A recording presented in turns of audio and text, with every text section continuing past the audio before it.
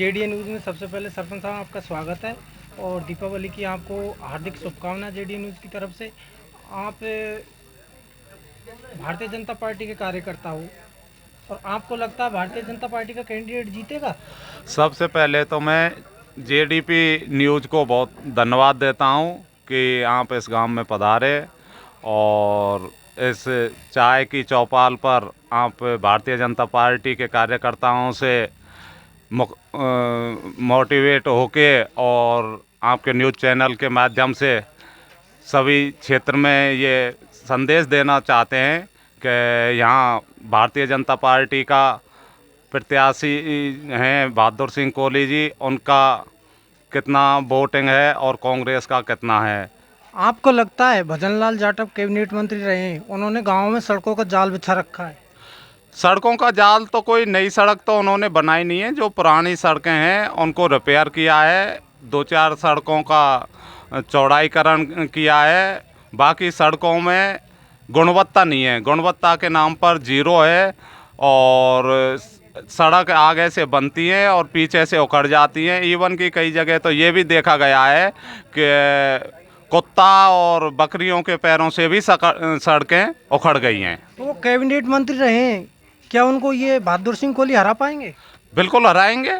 जनता का रुख उनके प्रति इतना विरोध है, जिस हिसाब से उन्होंने यहाँ उनकी कार्यशैली बहुत अच्छी नहीं है, बहुत ज़्यादा बुरी है।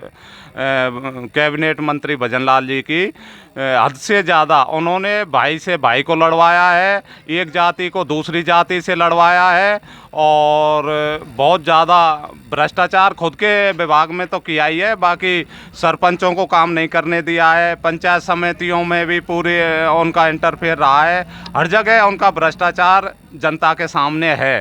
तो भजनलाल जी का कहना है कि बहादुर सिंह कोहली गाँव में सभा करके बताएं।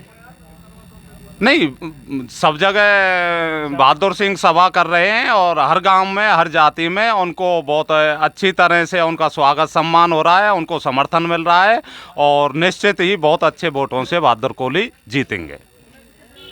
आपको लगता है कि बहादुर कोहली जीतेंगे, लेकिन ये बाहरी है, इसका विरोध भी हो रहा है?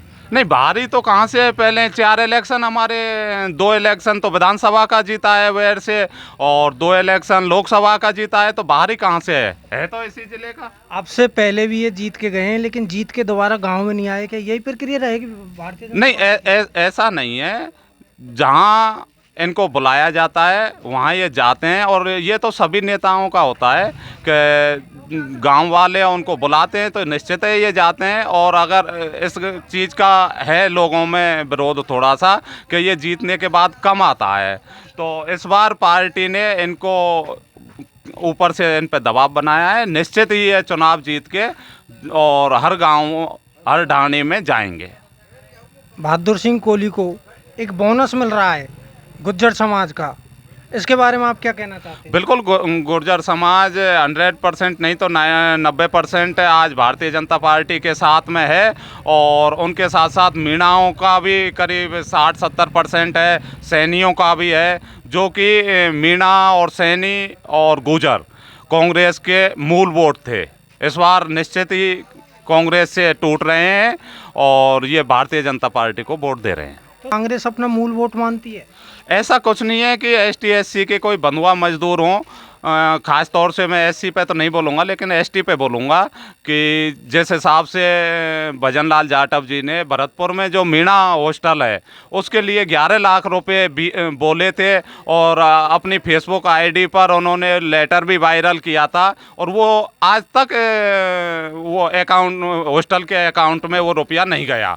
तो हम तो नहीं मानते कि इसने ST का कहीं भला किया है।